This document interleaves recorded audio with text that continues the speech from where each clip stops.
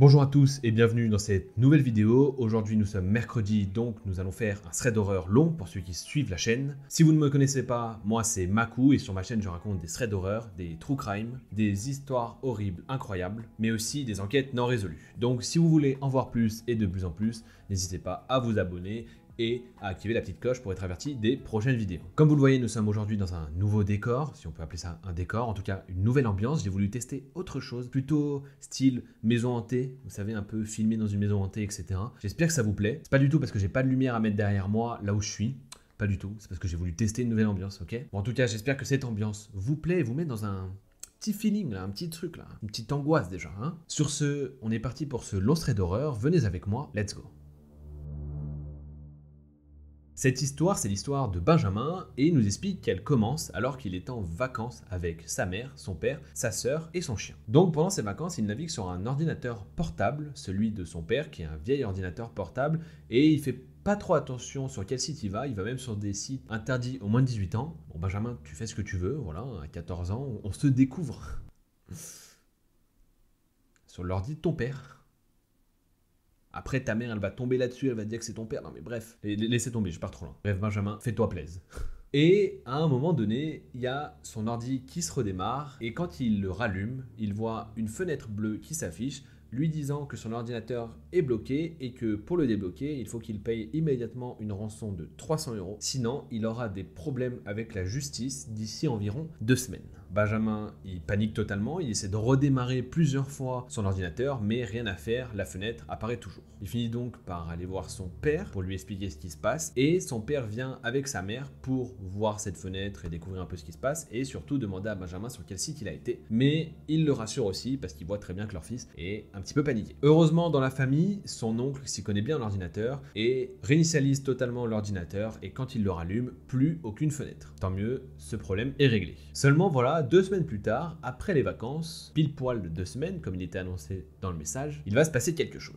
Parce que jusque-là, vous vous dites, bon ok, c'est une arnaque standard de trucs, de rançon, etc. Il bloque ton ordi, et après il te demande une rançon, voilà, soi-disant pour débloquer ton ordi. Et vous vous demandez sûrement comment c'est possible qu'on en vienne à un thread d'horreur. Eh ben, attendez la suite. Il nous dit que ça se passe donc un samedi après-midi, où il fait très beau, il est à la maison avec son père, sa sœur, et son chien pendant que sa mère travaille. À un moment, son père doit partir chez l'opticien dans le village d'à côté qui est environ à 10 minutes et du coup il lui explique qu'il va revenir dans environ une demi-heure, etc. Bref, il n'en a pas pour longtemps. Son père part, puis quelques minutes après, le téléphone sonne. Benjamin nous explique que normalement il est plutôt introverti et très timide et du coup il aime pas trop répondre au téléphone, mais que ce jour-là il passait pile poil au moment où le téléphone sonnait, il l'a pris un peu par réflexe, il a répondu. Quand il décroche, il tombe sur une dame et ce qu'elle dit, il le comprend pas trop. La seule chose qu'il comprend, c'est qu'elle lui parle de cette fameuse fenêtre qui est apparue sur l'ordinateur il y a de ça 2 semaines. Et la deuxième chose qu'il comprend, c'est que elle finit cet appel téléphonique simplement en disant « Ne bougez pas, on arrive ».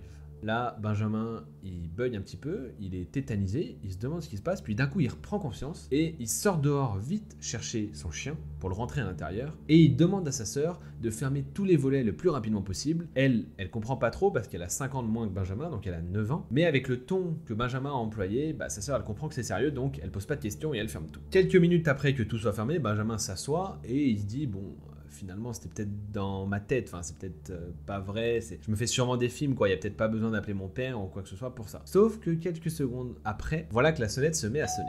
Et pas qu'une fois, à de nombreuses reprises. Là, Benjamin, il se tétanise, il sait pas quoi faire, il comprend que c'est la personne qui vient d'avoir au téléphone et il comprend que c'est lié à ce qui s'est passé il y a 2 semaines sur l'ordinateur. Donc quand la sonnette se met à sonner, son chien aboie, mais comme il est bien éduqué, il arrive à lui faire comprendre de s'arrêter, il s'arrête rapidement. Mais ce qui va les angoisser encore plus, c'est qu'ils vont continuer à sonner, mais il y a aussi des personnes qui vont taper aux fenêtres et aux volets qui sont fermés. Donc Benjamin comprend que de 1, ils ne sont pas tout seuls, et que de 2, ils veulent véritablement rentrer chez lui. Pendant ce temps, Benjamin, sa sœur et son chien sont partis se cacher sous le lit dans la chambre de sa sœur et il explique que la fenêtre de la chambre de sa sœur n'est pas fermée, par contre les volets le sont, mais du coup ils entendent tout ce qui se passe dehors et que juste en dessous de la fenêtre de sa sœur il y a un petit chemin avec des graviers et du coup ils entendent plein de personnes, enfin en tout cas plusieurs personnes marcher sur ces graviers en train de faire le tour de la maison et sûrement de chercher un accès. La sœur de Benjamin comprend que c'est grave, elle se met à pleurer, Benjamin est obligé de lui mettre la main devant la bouche pour pas qu'elle pleure trop fort, pour pas qu'on entende. Il veut absolument pas qu'ils comprennent qu'il y a quelqu'un à l'intérieur. Et voilà que la sonnette retentit encore une fois et que les coups se font de plus en plus insistants sur la fenêtre. Et surtout, ils entendent des cris qui leur ordonnent d'ouvrir. Benjamin et sa sœur voient directement le volet se plier sous les multiples coups que donne la personne derrière ce volet. Ils sont totalement tétanisés, Benjamin se met à pleurer aussi, mais tout en essayant d'étouffer ses bruits de pleurs. Et il explique qu'à ce moment-là, il n'a pas de téléphone portable ou quoi, donc il ne peut pas appeler son père et que le téléphone fixe est de l'autre côté de la maison. Mais là, à ce moment-là, ils sont tétanisés sous le lit. Les bruits continuent, ils entendent sonner de multiples fois, les coups sont incessants, mais d'un coup, plus rien.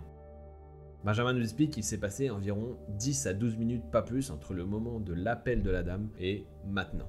Plusieurs minutes après que les coups aient cessé, Benjamin prend son courage et décide d'aller récupérer le téléphone fixe pour appeler son père. Il y va tout doucement, il s'approche, appelle son père en pleurant et lui demande de rentrer le plus vite possible parce qu'il pense qu'il y a quelqu'un ou plusieurs personnes qui veulent rentrer chez eux. Son père essaie de calmer Benjamin et il appelle la voisine pour lui demander d'aller voir s'il y a vraiment quelqu'un, mais lorsque la voisine arrive, il n'y a personne autour de la maison. Quelques minutes après, son père arrive, il regarde l'historique du téléphone fixe, mais le numéro qui a appelé était en masqué, donc impossible de le rappeler ou de le retrouver. Et Benjamin sait que son père l'a cru puisqu'il explique que quand son père est parti, il a fermé totalement le portail et que quand il est revenu, il était grand ouvert. Seulement la voisine, elle, n'est pas rentrée sur leur terrain, donc c'est pas elle qui a ouvert le portail. Et du coup, il comprend qu'il y a vraiment des gens qui ont essayé de s'introduire chez eux. Bref, Benjamin, il dit qu'il n'en a jamais trop parlé de cette histoire parce que ça l'a vraiment terrorisé et il comprend pas vraiment ce qui s'est passé. Ils ont jamais réentendu parler ni de cette fenêtre, ils l'ont jamais re-eu sur un autre ordinateur, etc.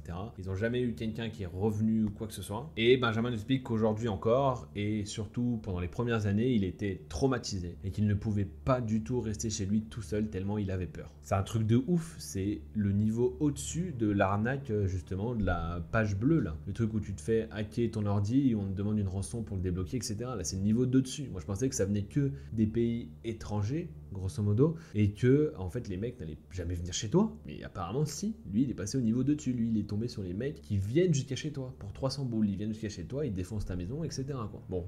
En plus, le pire, c'est qu'ils sont venus pile poil et ils ont appelé pile poil quand Benjamin était tout seul. Donc peut-être ils ont fait du repérage et tout. Enfin, c'est hyper creepy. C'est hyper creepy. Donc si vous avez cette fenêtre, bah faites gaffe quoi. Parce que moi, je savais pas que ça pouvait aller jusque-là, hein, vraiment.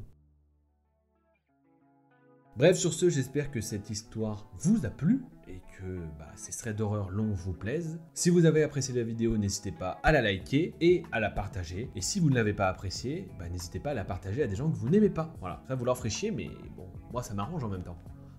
Elle est toujours partageable une vidéo. Voilà, je fais mon gros forceur, mais j'ai pas fini parce que du coup, abonnez-vous aussi parce que moi ça me soutient énormément et pour vous c'est gratuit. Et surtout, activez la cloche pour être averti des prochaines vidéos si vous voulez en voir plus. Et sur ce, je vous souhaite une très bonne journée, matinée, nuit, après-midi, ce que vous voulez et je vous fais un bisou la famille.